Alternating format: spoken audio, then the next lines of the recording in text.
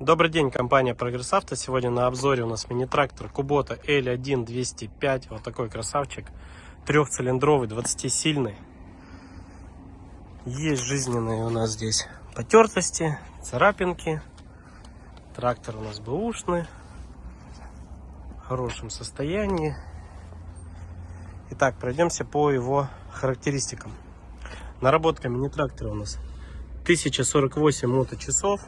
Трактор у нас имеет реверс, 4 пониженные и повышенные передачи, 4 передачи для езды, функция быстрый разворот, 4 ВД, управление фрезой, управление горизонтом, заглублением, фреза трехточка, гидроцилиндр, фреза укомплектована опорными колесами, кожух весь целенький, не гнилой у нас, ножи в хорошем остатке.